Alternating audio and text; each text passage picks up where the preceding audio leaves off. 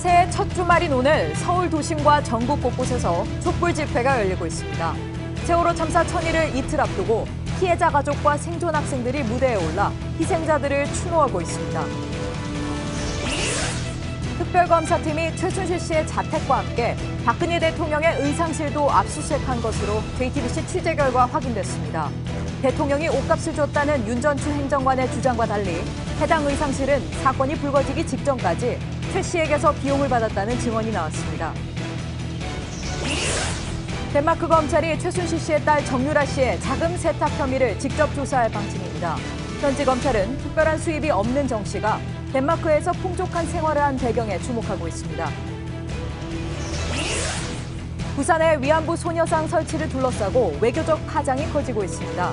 일본이 초강수를 두는 배경과 우리 정부의 대응에 관심이 쏠리고 있습니다. 미국 플로리다 국제공항에서 총기 난사 사건이 발생해 최소 5명이 숨지고 8명이 다쳤습니다. 현장에서 체포된 용의자는 정신질환 경력이 있는 퇴역 군인으로 밝혀졌습니다. 에너지를 쓰던 자동차가 수소로 에너지를 만드는 시대로 현대자동차. 시청자 여러분, JTBC 뉴스룸입니다. 촛불 민심은 국민의 민심이 아니다. 박근혜 대통령의 대리인단이 탄핵 심판 과정에서 내놓은 주장이지요. 하지만 오늘도 시민 70만여 명이 촛불을 들고 광장으로 나왔고 박근혜 대통령의 퇴진을 촉구하고 있습니다. 오늘 집회에선 세월호 참사 천일 추모 행사도 열리고 있습니다. 전국 70곳에서 열리고 있는 새해 첫 집회 소식을 자세히 전해드리겠습니다. 먼저 서울 광화문 광장에 나가 있는 취재 기자를 연결하겠습니다. 강보들 기자, 촛불 집회가 오늘 오후 5시 반쯤부터 시작이 됐지요. 지금도 계속 진행 중입니까? 5시 30분에 시작한 본집회는 이제 마무리 단계에 접어들었습니다. 마무리가 되면요, 행진을 바로 시작하게 됩니다. 오늘 많은 분들이 모여서 광장을 다 빠져나가는데 상당한 시간이 걸릴 것으로 보이고요. 행진은 두 곳을 향해 진행됩니다. 청와대 인근 청운동 주민센터와 헌법재판소 인근 안국역까지 가게 됩니다. 특히 청와대로 향하는 방향의 대열은 세월호 유가족들이 이끌게 되는데요. 세월호 유가족들은 오늘 집회에 참가해서 지난 천일을 천번의 서울 16일처럼 보냈다고 얘기하기도 했습니다. 유가족들이 희생학생들의 사진을 앞세우고 대열을 이끌게 됩니다. 예. 오늘 집회 주제는 박근혜 대통령의 퇴진 촉구도 있고 또 세월호 참사 천일 추모도 있지 않습니까? 어떻게 진행이 됐습니까? 사전 행사로 4시부터 열린 콘서트도 추모 음악회로 진행됐고요. 본집회도 추모 행사들로 이루어졌습니다. 유가족들이 참여한 4.16 합창단의 공연이 있었고요. 7시간의 진실을 밝히자는 의미의 소등 퍼포먼스도 이어졌습니다. 특히 본집회 직전에는 세월호 참사 국민조사위원회 발족식도 있었습니다. 진상규명 활동에 어려움을 겪다 지난 9월 강제 종료된 세월호 특조위를 대신해 2기 특조위를 준비하고 진상규명 활동을 이어갈 민간 차원의 조사위원회입니다. 예. 오늘 본집회에는 세월호 참사 당시에 세월호에 탑승했던 안산 단원고 생존 학생들이 나왔다. 이런 얘기가 조금 전 특보에서도 전해드린 바가 있는데요. 어떤 얘기를 했습니까? 참사 이후 이렇게 대중의 처음 모습을 드러낸 생존 학생이었습니다. 당시 친구들과 세월호에 탔던 장혜진 학생은요, 그 7시간 동안 제대로 보고받고 지시했더라면 이처럼 많은 희생자가 생기지 않았을 것이라며 정부의 구조 실패를 비판했습니다. 또 그 7시간 동안 무엇을 했는지 조사하는 건 당연한 일이라며 감추고 숨기는데 급급할 게 아니라고도 말했습니다. 예. 오늘이 지난해부터 열린 거로 따져보면 11차 촛불 집회인데요. 지난번까지 집회에서 전국적으로 1,000만 명이 넘게 모였는데 오늘 참가자는 얼마나 됩니까? 집회 주최 측이 6시에 밝힌 광화문광장에 모인 참가자 숫자만 50만 명입니다. 벌써 11번째 집회이지만 세월호 참사 천일을 앞둔 데다 최근 헌법재판소에서 열린 탄핵심판 변론 과정에서 아무런 잘못이 없다는 식의 대통령의 주장, 그리고 촛불은 민심이 아니다라는 대통령 법률 대리인의 주장 등이 알려지면서 시민들이 많이 모인 것으로 보입니다. 예. 오늘 친박 단체들도 집회를 열었죠. 서울 강남에서 집회를 한다고요? 지난주까지 대한문 등에서 집회를 열었던 박사모 등 친박단체가 오늘은 강남에 있는 무역센터에서 탄핵 기각을 촉구하는 집회를 열었습니다. 집회 후에는 특검 사무실 앞까지 행진해서 특검 수사를 중단하라고 요구하기도 했습니다. 예. 자, 지금까지 서울 광화문에서 강버들 기자였습니다. 자, 광화문 광장에서 시작된 행진 대열, 지금 청와대를 향해서 가고 있는데요. 이번에는 청와대 바로 앞이지요. 자, 청운동 주민센터 앞을 연결하겠습니다. 김태형 기자, 자, 행진 대열 지금 도착을 했습니까? 예, 도착이 다소 늦어질 것으로 보입니다. 예. 조금 전 강버들 기자가 광화문 광장에서 전해드린 것처럼 이제 행진이 시작이 됐고 광화문 광장에서 이곳까지 약 1.5km 거리입니다. 이 보통 걸음으론 20분이면 오지만 워낙 많은 인원이 이동하고 본 행사 자체가 늦게 끝나 다소 늦어질 것으로 예상이 됩니다. 예. 그러니까 지금 김태형 기자 지금 영상을 뒤로 보니까 원래 예정대로라면 지금쯤 많이 모였어야 되는데 워낙 많은 사람들이 모였기 때문에 행진이 좀 더뎌진다 이렇게 볼 수가 있겠군요. 그렇습니다. 이 본 행사와 무관하게 일찌감치 이곳에 온 분들도 있지만 제 뒤로 보시는 것처럼 아직까지는 한산한 모습입니다. 조금 전까지도 이곳 자문로에 차량이 다니는 등 평소 주말과 다르지 않은 모습이었는데요. 다만 지금 이제 본 행진 대열이 도착을 하게 되면 이전 집회 때와 마찬가지로 이곳부터 경복궁역까지 자문로 6차선 도로가 가득 메워질 전망입니다. 예. 그러니까 김태형 기자가 있는 곳은 청운동 주민센터잖아요. 그러니까 법원은 그보다 훨씬 더 가까운 곳이죠. 청와대 100m 앞까지 행진을 허용하지 않았습니까? 네, 그렇습니다. 이 말씀하신 대로 법원은 청와대 100m 앞, 그러니까 효자치안센터 앞까지 행진을 허용했습니다. 다만 해가 지기 전인 오후 5시 반까지만 허용을 했고요. 지금은 청와대와 200m 떨어진 이곳까지만 행진이 가능한 상황입니다. 그리고 집회도 이곳에서 진행될 예정입니다. 경찰도 5시 반이 지나자마자 이곳에 차벽을 치면서 이 청와대로 더 가까이 가는 건 불가능한 상황입니다. 예. 자, 오늘 집회, 11차 집회인데요. 박근혜 대통령 퇴진 촉구도 있지만 세월호 참사 1000일의 추모 성격도 있는데요. 자, 유가족들이 선두에 서서 행진을 한다고요? 그렇습니다. 이 세월호 참사 1000일을 앞두고 세월호 유가족들이 행진 선두에 나섰습니다. 유가족들이 이곳에 도착하면 참사 당일 구조에 실패했던 이유와 의문의 7시간 행적 등 여전히 진상규명에 소극적인 박근혜 대통령의 즉각 퇴진을 요구할 것으로 보입니다. 네, 지금까지 김태형 기자였습니다. 자, 서울뿐이 아니라 전국 곳곳에서 촛불 집회가 열리고 있는데요. 자, 이번에는 부산의 집회 현장을 연결해 보겠습니다. 배승주 기자. 자, 부산에서는 촛불 집회가 지금 끝난 것 같은데요. 행진 시작됐습니까? 네, 그렇습니다. 부전동 서면사거리에서 본 집회를 끝낸 시민들이 조금 전 7시 반부터 행진을 시작했습니다. 오늘 행진 방향은 약 3km 떨어진 부산시청인데요. 저는 지금 그 3분의 1쯤 되는 지점인 부산 진구 부전시장 앞에 나와 있습니다. 새해 들어 첫 주말 부산에서 주최측 추산 2만 명이 모여 박근혜 대통령 적폐 청산을 외쳤습니다. 특히 세월호 1000일을 앞두고 희생자를 추모하고 진상규명을 촉구하는 의미로 모형배에 노란색 풍선 수백 개를 매달아 하늘로 서서히 떠올려 날리기도 했습니다. 집회에 참석한 세월호 유가족들은 진상규명에 국민의 힘을 보태줄 것을 요구하기도 했습니다. 또 최근 논란이 된 일본 영사관 앞 소녀상 철거와 관련해 위안부 합의 무효화를 요구하는 그림 전시회도 열려 눈길을 끌었습니다. 예. 그러니까 부산뿐만이 아니라 전국 70개 지역 도시에서 오늘 촛불 집회가 열리고 있는데요. 자, 광주, 대전에도 많은 시민들이 집회에 참가하고 있다고요. 네, 광주 금남로 일대에서도 세월호 1000일을 추모하는 촛불 집회가 열리고 있습니다. 세월호 참사 당일인 4월 16일을 기억하기 위해 노랑 풍선 416개를 하늘로 날려보냈고 노랑 바람개비 3000개가 시민들의 손에 들렸습니다. 대전 둔산동 타이몰드 앞에서도 오후 5시부터 촛불 집회가 열렸는데요. 가수 김장훈 씨가 세월호 1000일을 추모하는 진실 콘서트를 진행했고 단원고 2학년 일반 학부모들이 집회에 직접 참석하기도 했습니다. 대구 중구 중앙로에서도 오후 5시부터 촛불 집회가 열려 세월호 진상규명을 촉구하고 경북대 총장 추천에 청와대 개입을 규탄하기도 했습니다. 네, 지금까지 부산에서 배승주 기자였습니다. 자, 우리는 구조된 것이 아니라 탈출한 것이다. 오늘 집회에 참석했던 세월호 생존 학생의 증언이 많은 사람들의 가슴을 먹먹하게 했습니다. 자, 세월호 참사 당일의 구조 실패, 그리고 참사 당일 7시간의 의혹은 박근혜 대통령의 주요 탄핵 사유이기도 하지요. 이호진 기자가 취재했습니다.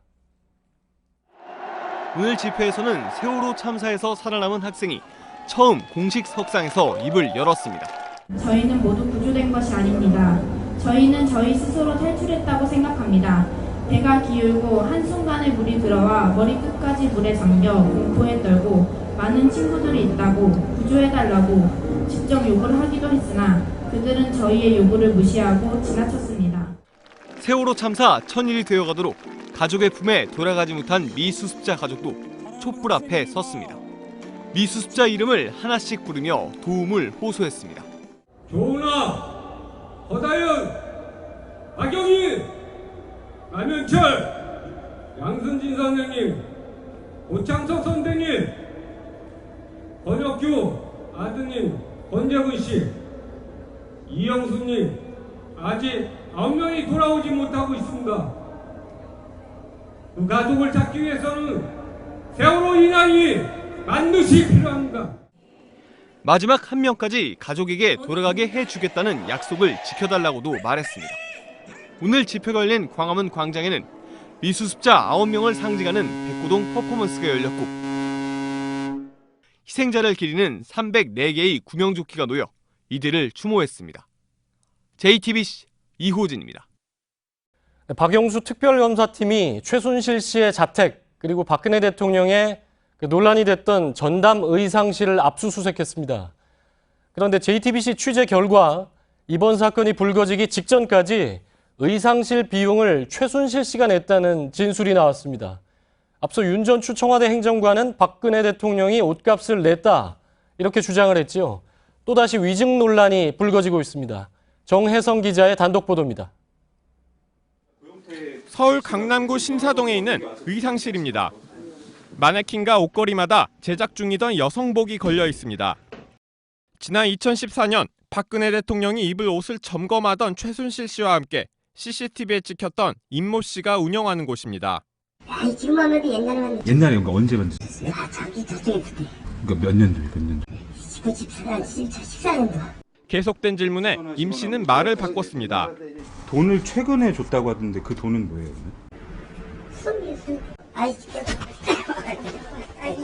알겠습니다. 몇 년치 수선비 얼마치? 하지만 수선비를 받았다는 임 씨 주장과 달리 JTBC가 만난 임 씨 측근과 업계 관계자들의 말은 달랐습니다. 의상실 임차 보증금과 임대료, 직원들 월급 등을 합해 매달 2천에서 3천만 원가량의 비용을 최순실 씨가 지급했단 겁니다. 최순실이 직접 돈을 주는 거죠? 터지기 전에 거기 왔었죠. 최순실이가 와서 돈을 다 지급하고. 오늘 박영수 특검팀은 최 씨가 오래 거주했던 서울 신사동의 미승빌딩과 함께 이 의상실을 압수수색했습니다. 특검 관계자는 최 씨가 검찰 수사에 대비해 서류 등을 빼돌린 정황이 포착돼 확인하는 차원이라고 설명했습니다. JTBC 정혜성입니다. 자, 특검 사무실을 연결하겠습니다. 박민규 기자. 자, 오늘 특검이 압수수색을 했는데 최순실 씨가 빼돌렸다는 금고 오늘도 찾지 못한 거죠? 예, 특검은 최 씨가 독일 출국 직전까지 머물던 거주지와 사무실 CCTV를 확인한 결과 이 최 씨의 직원들이 대형 금고를 빼돌린 정황을 포착했습니다. 직원들이 대형 금고를 숨겼을 가능성이 높은 곳 위주로 확인 작업에 나선 건데요. 오늘도 확보는 못했다고 합니다. 예. 자, 오늘 특검이 최순실 씨의 증거인멸 혐의, 그래서 관련된 압수수색에 나섰다고 볼 수가 있겠는데, 자, 박근혜 대통령 의상실이 압수수색 대상에 포함된 건 어떻게 봐야 됩니까? 네, 앞서 2014년 고영태 씨가 최순실 씨 몰래카메라를 찍었던 의상실에서 이 대통령 해외 순방 등 대외비 문서가 대량으로 발견된 바 있습니다. 순방 일정에 맞는 의상을 만들어야 한다는 게 고 씨 설명이었는데요. 특검이 오늘 압수수색한 의상실은 2014년 의상실이 이사를 온 곳입니다. 결국 새로 작업실을 옮긴 의상실에서도 최 씨 관련 자료나 증거물을 확보하기 위해 오늘 특검이 압수수색에 나선 걸로 보입니다. 예, 자, 의상실은 누가 옷값을 내느냐 이 부분 때문에도 이제 관심이 높은 부분인데, 자, 특검의 수사 범위가 굉장히 넓죠. 오늘은 문학의 블랙리스트와 관련해서 소환도 있었죠. 그렇습니다. 정관주 전 문체부 1차관 그리고 신동철 전 청와대 비서관을 직권남용 피의자 신분으로 불러 조사 중입니다. 지난달 참고인 신분으로 이미 한 차례씩 조사를 받았지만 특검은 추가 조사 과정에서 이 블랙리스트 작성과 실행의 구체적인 정황을 포착했다고 합니다. 예. 자, 여기서 중요한 건 과연 누구의 지시를 받고 블랙리스트를 만들었겠느냐. 블랙리스트는 어차피 기정사실화가 된 상황이죠. 자, 그 부분은 어느 정도나 규명이 됐습니까? 예, 두 사람은 2014년을 전후해 당시 청와대 정무수석이었던 조윤선 현 문화체육관광부 장관 아래에서 각각 국민소통비서관 그리고 정무비서관으로 근무를 했습니다. 특검은 이들이 당시 조 장관으로부터 블랙리스트와 관련해서 어떤 지시를 받았는지 또 실제로 작성했는지 등을 아직 확인하고 있습니다. 예. 자, 내일은 김종덕 전 문체부 장관 그리고 김상률 전 청와대 교육문화수석도 부르는데 역시 블랙리스트 관련이죠?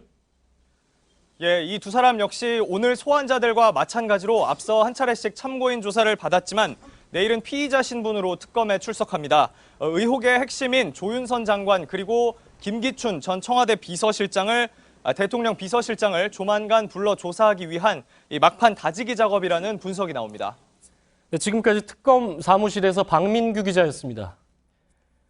자, 지금은 다시 덴마크로 가보겠습니다. 덴마크 검찰이 정유라 씨의 범죄 혐의가 강제 송환에 해당되는 건지 따져보는 작업에 착수했습니다.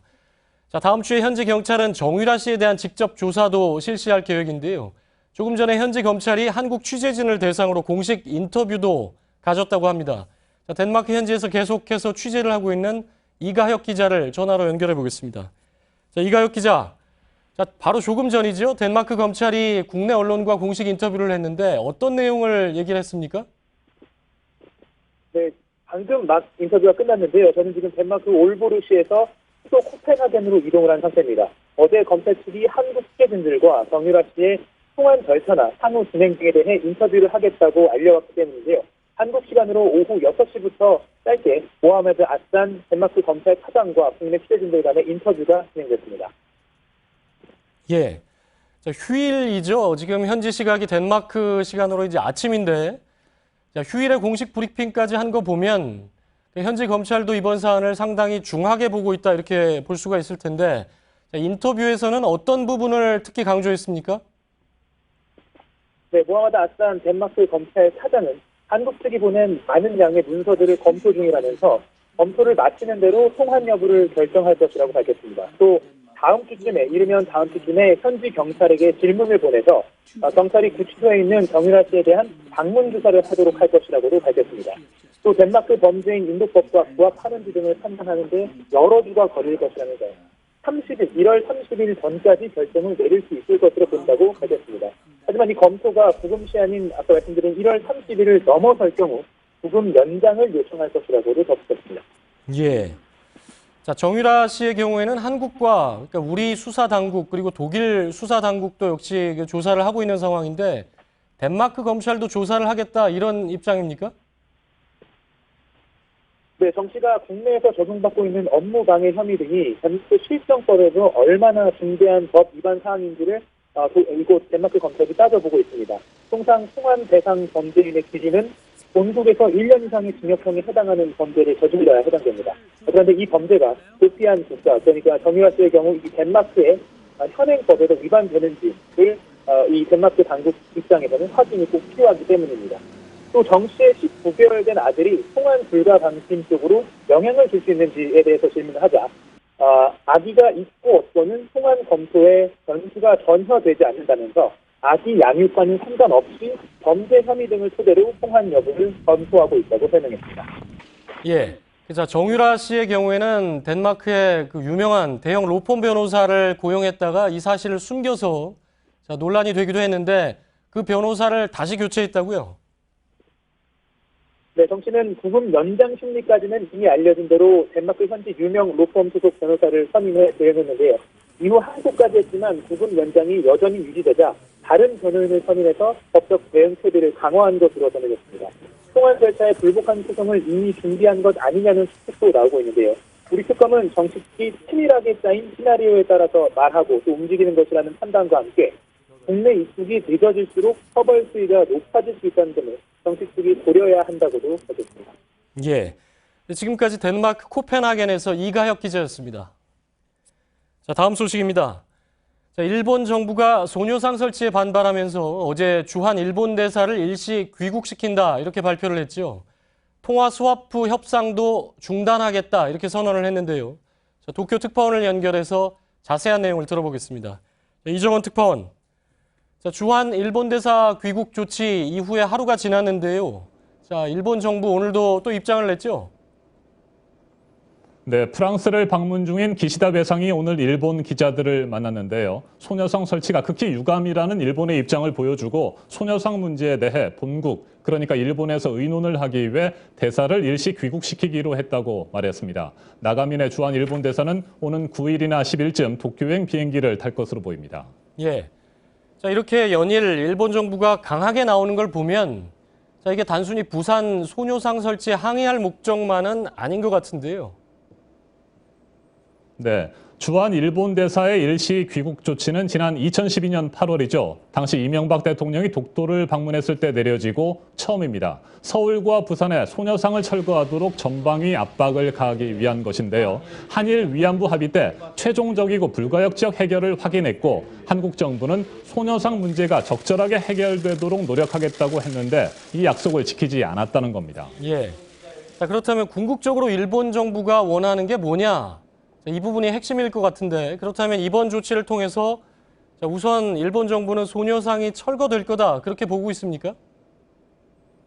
일본 정부의 전망은 회의적입니다. 탄핵 소추를 당한 박근혜 대통령의 구심력이 떨어져 있기 때문에 소녀상은 철거되지 않고 한일 관계는 다시 악화될 것으로 보고 있습니다. 그럼에도 불구하고 이 같은 조치를 취한 것은 한국 정치권에 강한 메시지를 전하기 위한 겁니다.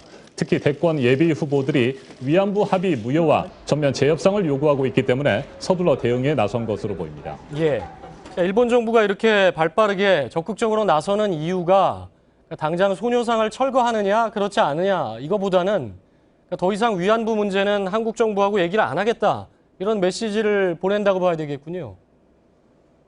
네, 그렇습니다. 아베 총리 주변에서는 일본이 한국에 보이스피싱 사기를 당했다는 불만이 나오고 있습니다. 돈 10억엔을 줬는데 소녀상 문제는 해결되지 않고 있다. 이 같은 비판 여론이 보수와 우익 세력을 중심으로 강하게 제기되자 이를 무마하기 위한 조치로 해석됩니다.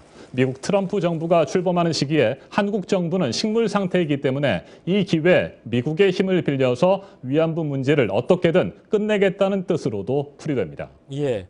자, 그렇다면 소녀상 철거 문제가 이미 한일 위안부 협상 합의 때 거론이 됐었다, 포함이 됐다는 게 이제 일본 정부 입장인 것 같은데요. 그 문제는 잠시 후에 짚어보겠습니다. 자, 도쿄에서 이정원 특파원이었습니다. 자, 일본의 이런 일방적인 조치에 대해 정부의 대응 소극적이기만 한데요. 자, 먼저 이희정 기자의 리포트를 보시고 우리 정부는 왜 이렇게 나오는 건지 그 배경을 짚어보겠습니다. 윤병세 외교부 장관은 어제 주한 일본 대사를 불러 항의했습니다. 하지만 상대국에 대한 항의를 담은 초치가 아니라 단순 면담이라고 의미를 축소했습니다. 외교부 논평 자체도 유감을 밝히는 수준에 그쳤습니다. 일본 정부가 주부산 일본 총영사관 앞 소녀상과 관련하여 오늘 가기에서 결정한 조치에 대해 매우 유감스럽게 생각한다. 정부의 이런 태도는 2015년 한일 정부 간 위안부 합의, 즉 1228 합의 때문입니다. 이 합의문에는 소녀상 문제와 관련해 한국 정부로서도 적절히 해결되도록 노력한다는 모호한 문구가 포함돼 있습니다. 그래서 일본이 이를 근거로 소녀상 설치를 합의 위반이라고 주장해도 대놓고 반박하기가 어려운 측면이 있는 겁니다. 이런 일이 생길 것이란 우려 때문에 합의 당시 반대 여론이 거셌지만 정부는 일방적으로 합의 타결을 선언했습니다.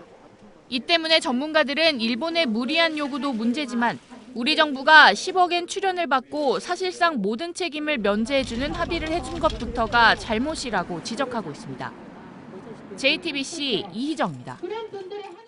지금 보신 것처럼 일본은 부산에 설치된 소녀상을 둘러싸고 미국까지 끌어들이면서 발빠르게 외교전을 펼치고 있는데요. 자, 우리 정부는 어떻게 대응을 해야 할지 수위조차 결정하지 못하고 있는 상황입니다. 취재 기자와 좀 짚어보겠습니다. 유선희 기자. 그러니까 이게 시작은 부산 일본 영사관 앞에 그러니까 소녀상에 들어서면서부터인데 그 시민단체가 추진했던 거죠? 그렇습니다. 미래 세대가 세우는 평화의 소녀상 추진위원회라는 시민단체 모임이 1년여 동안 모금을 통해서 이제 설치를 했는데 이제 추진위원회 쪽에 따르면 시민 약 8,100여 명이 참여를 했고 또 이제 8,500만 원이 모여서 소녀상을 만들고 설치를 했다 이렇게 발표를 했습니다. 예. 소녀상이 들어서자마자 이게 마치 기다리기라도 했다는 듯이 일본 정부가 굉장히 발빠르게 움직이는 상황 아닙니까? 그렇습니다. 소녀상이 우여곡절 끝에 설치가 된 것이 지난해 12월 30일입니다. 예. 그런데 바로 이틀 뒤에 아사히 신문이 일본 정부 기관을 취재한 내용을 토대로 해서 한일 통화스와프 협정이 이제 중단될 가능성이 있다 이렇게 보도를 합니다.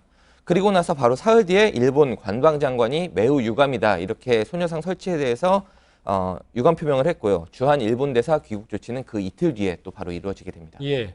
일본은 이게 한일 정부의 이제 위안부 관련 합의인데 이제 소녀상이 문제가 포함됐다는 주장이고 미국을 끌어들인 건 왜 그렇게 했다고 봐야 될까요? 아베 일본 총리가 어제 미국 조 바이든 부통령과 통화를 오전에 하게 됩니다.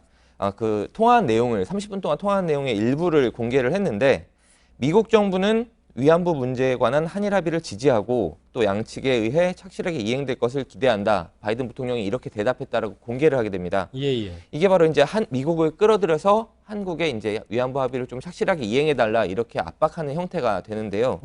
아베 총리는 이것에 그치지 않고 오는 27일 미국 차기 그 트럼프 대통령과 정상회담을 또 추진을 하고 있습니다. 우리는 일본이 이렇게 나올 걸 예상을 전혀 못했던 걸까요? 지금 움직임을 보면 정확하게 예측하지는 못한 것으로 보입니다. 왜냐하면 그 통화스와프 문제, 또 미국을 끌어들이는 문제 이런 것들이 약간 일본의 노림수 같은 움직임으로 보이고 있는데 이런 전격적인 외교적인 조치에 우리 정부는 뭐 어떻게 대응하겠다 정도가 아니라 대응 수위조차를 결정하지 못하고 있는 모습입니다. 또 일각에서는 최순실 사태로 인해서 우리 정부가 식물 상태가 된 부분을 일본이 좀 이용했다라고 하는 시각도 있습니다. 자, 그런데 이제 한일 위안부 합의가 2015년 말에 있지 않았습니까? 그 직후에 일본 측에서는 소녀상 철거 문제를 계속해서 거론을 했고 우리 정부에서는 박근혜 정부, 박근혜 대통령까지 나서서 소녀상 문제는 전혀 아니다 이렇게 얘기를 했었잖아요. 맞습니다. 그 당시에 뭐 저희 언론 또 뿐만 아니라 시민단체 많은 사람들이 그 당시 도대체 합의 내용이 뭐냐 이렇게 공개를 요구를 했는데 정부는 공개는 하지 않고 다만 소녀상 문제는 합의 내용에 뭐 연관되지 않는다 이렇게 주장을 해왔습니다. 특히 이제 박근혜 대통령이 당시에 한 얘기가 있습니다. 지난해 4월 26일에 45개 그러니까 언론사 뭐 편집국장, 보도국장들을 모아놓고 이제 오찬 간담회에서 한 얘기인데요. 소녀상 철거 문제는 위안부 합의에서 전혀 언급이 안 된 부분이다. 그런 걸로는 선동해서는 안 된다. 이렇게 강조를 하기도 했습니다. 그러니까 대통령은 그렇게 강조를 했는데 실제로 소녀상 문제에 대해서 일본이 이렇게 강하게 나오고 우리 정부는 유선희 기자 얘기한 대로 뭐 소극적인 정도가 아니라 아예 대응 수위도 지금 정하지 못하고 있지 않습니까?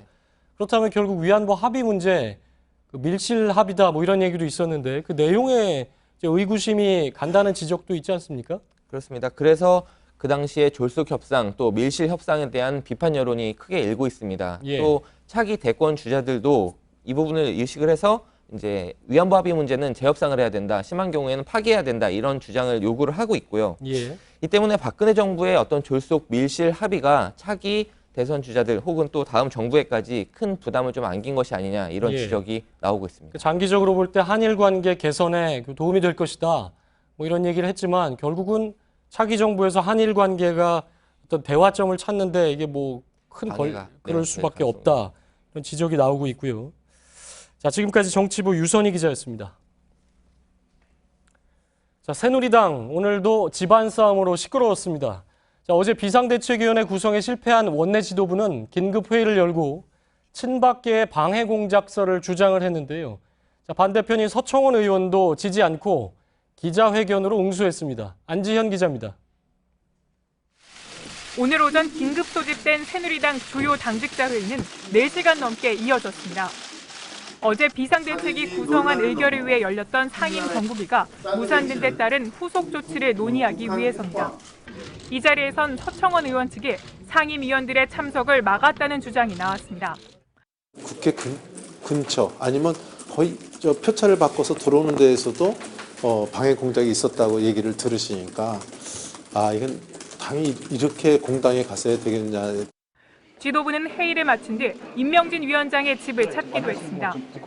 내일로 예정된 기자회견에서 인 위원장이 사퇴 의사를 밝히는 건 아닌지 우려해서입니다. 면담을 마치고 나온 지도부는 인 위원장이 기분은 상했지만 동시에 인적 청산의 필요성을 한 번 더 절감한 것으로 보인다고 주장했습니다. 하지만 서청원 의원은 긴급 기자회견을 열고 인 위원장이야말로 당을 떠나라고 요구했습니다. 탈당하라며 정치적 활복을 강요하더니 위임장이라는 반성문을 낸 의원들에게 자의적으로 면죄부를 발부하고 있습니다. 그러면서 의원들에게 탈당을 강요한 게 정당법에 어긋난다며 인 위원장에 대한 직무정지 가처분 신청도 내겠다고 밝혔습니다. JTBC 안지연입니다. 자, 야당도 시끄럽습니다. 민주당에서는 최근에 이른바 개헌 보고서를 놓고 당내 패권주의 논쟁이 가열되고 있습니다. 자, 당내 대선 주자들은 일제히 문재인 전 대표를 공격했는데 그러자 이들에게 수천 개의 항의성 문자 메시지가 쏟아졌습니다. 결국 문 전 대표가 나서서 자제를 요청했습니다. 정재윤 기자입니다. 같은 개혁보수신당의 정병국 창당준비위원장이 받은 문자 메시지입니다. 패권주의 비판 말고 국회를 떠나란 내용입니다. 더불어민주당 의원들에게도 문자 폭탄이 쏟아집니다. 개헌보고서 비판 성명을 낸 박용진 의원은 기회주의자란 비난부터 다음 선거에 낙선할 것이란 악담까지 메시지 2,000여 통을 받았습니다. 당내 비주류 김종인 의원도 죽을 날이 얼마 안 남았다는 등 문자를 받았고 더민주의 또 다른 대선 주자 김부겸 의원도 수천 통의 비판 메시지를 받았습니다. 문 전 대표가 직접 자제를 당부하고 나설 정도입니다. 지지하는 후보를 돕는 것이 아니라 오히려 해롭게 만드는 것이라고 생각합니다. 좋은 경쟁 해나가자라는 당부 말씀을 저를 지지하는 분들에게 특히 드리고 싶고. 하지만 오늘은 박원순 서울시장까지 특정인을 대통령 만들려고 촛불을 든 게 아니라며 비판에 가세해 논란은 쉽게 가라앉지 않을 걸로 보입니다. JTBC 정재윤입니다. 최근에 지지율이 급락하면서 한동안 정치 행보를 자제했었죠. 안철수 전 국민의당 대표는 미국의 가전 전시회장을 찾았습니다. 자, 지금까지의 좋지 않은 상황을 의식했던 걸까요? 끝까지 가서 성과를 내겠다. 나름의 대선 출마 의지를 폈습니다. 박병현 기자입니다. 안철수 전 대표는 CES 전시장을 둘러본 뒤 한국이 처한 경제 상황과 연관지어 정치적 메시지를 밝혔습니다. 말로만 경제를 살리겠다는 정치인들의 주장은 거짓이라며 자신이 경제를 살리고 일자리를 만들겠다고 한 겁니다. 그러면서 끝까지 돌파해 꼭 반드시 성과를 내왔다며 정치에서도 마찬가지라고도 주장했습니다. 최근 측근인 김성식 의원이 원내대표 선거에서 패하고 대선 주자로서 지지율도 하락하며 침묵해왔는데 다시 대선 출마 의지를 우회적으로 밝힌 겁니다.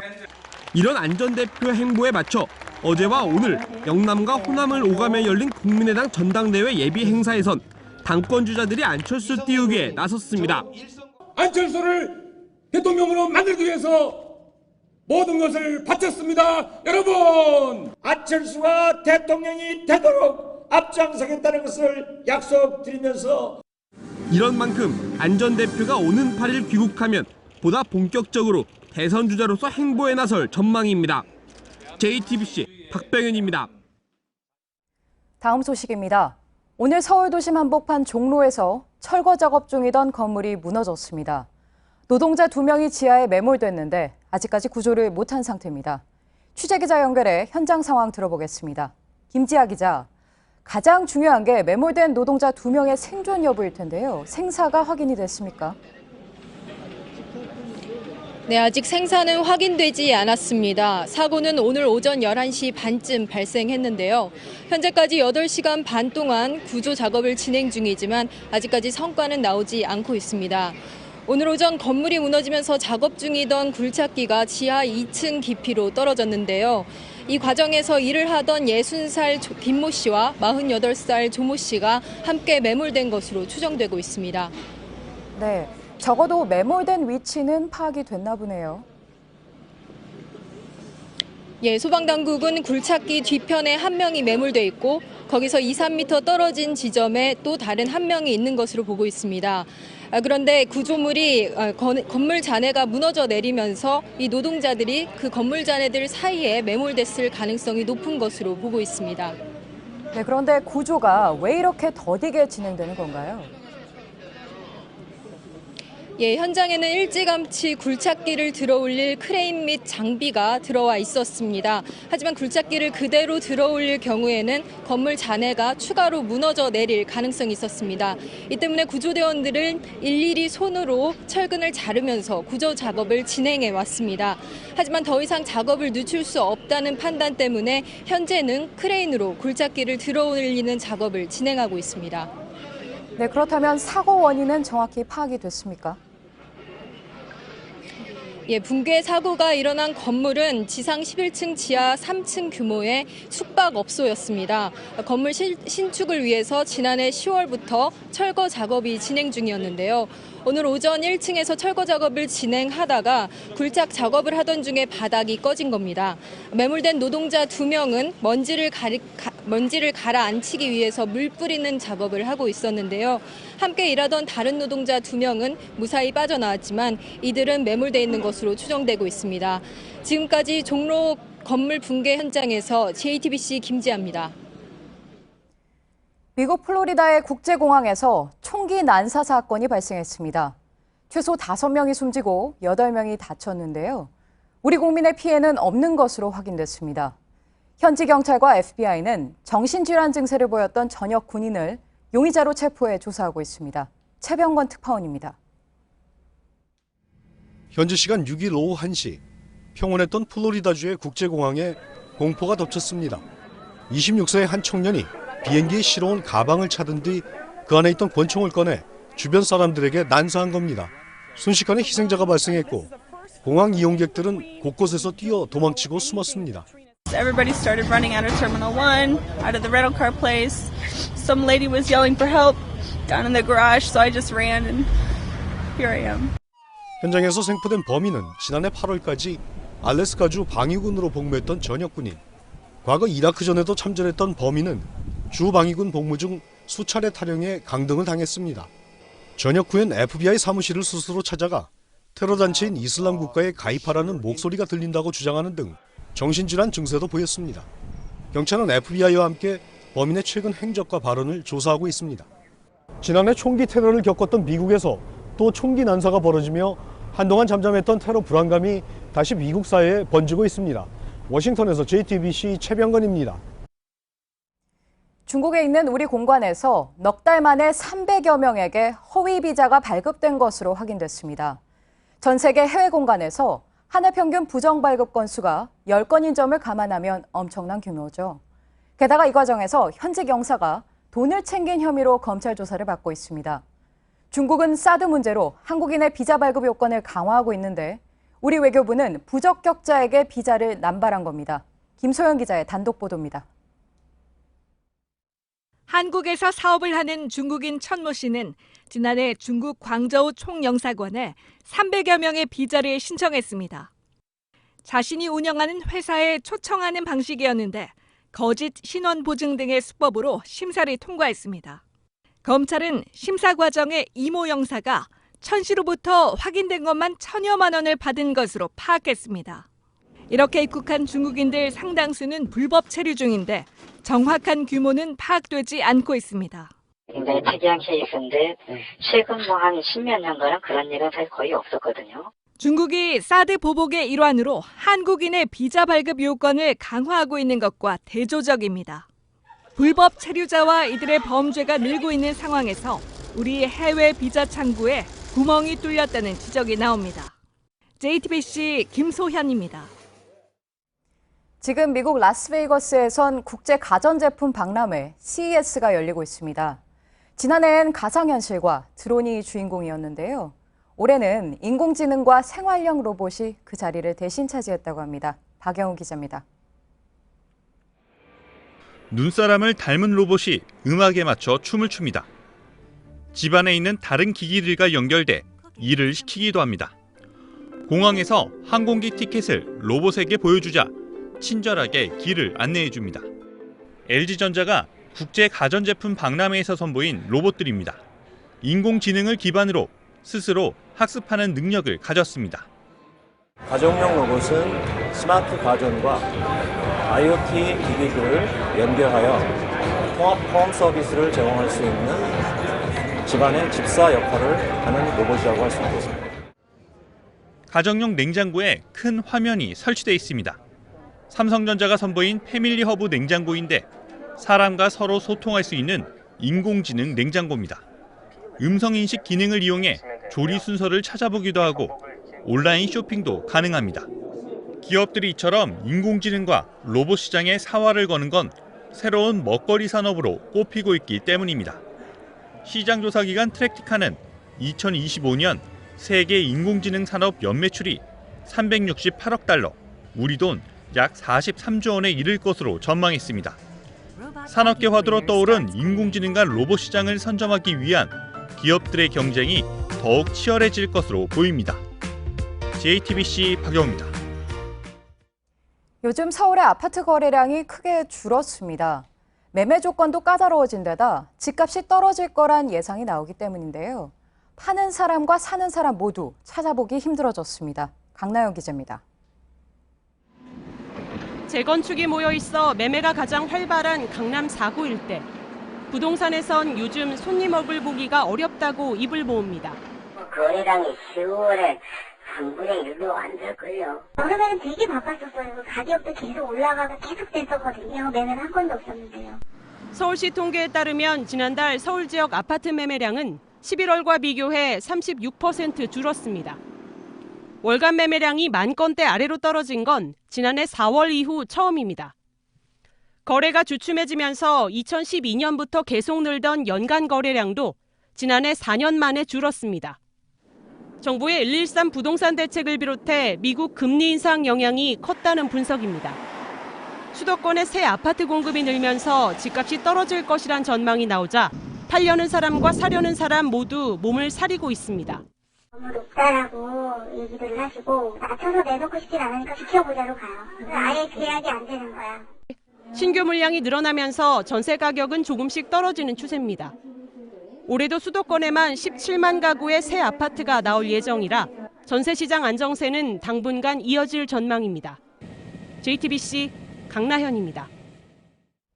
겨울 같지 않은 포근한 날씨가 계속되고 있죠. 이 때문에 겨울 축제를 준비하는 지자체들은 비상이 걸렸습니다. 얼음 없는 얼음 축제를 정원석 기자가 다녀왔습니다. 인공 연못에 들어간 관광객들이 열심히 손으로 산천어를 쫓습니다. 물 위에 띄운 좌대에서 낚싯대를 던져보지만 왠지 신명이 나지 않습니다. Came here expecting a whole lot. There's not that much ice though, not that much snow, not a lot of people, and it's really warm today. I came expecting a lot more. 연 100만 명이 넘게 찾는 화천 산천어 축제는 원래 오늘 개장할 예정이었습니다. 한 번에 수만 명씩 몰리는 이 인파의 무게를 견디기 위해서는 얼음의 두께가 20cm는 돼야 합니다. 그런데 지금 보시면은 두께가 9cm밖에 되지 않는다는 것을 볼 수 있습니다.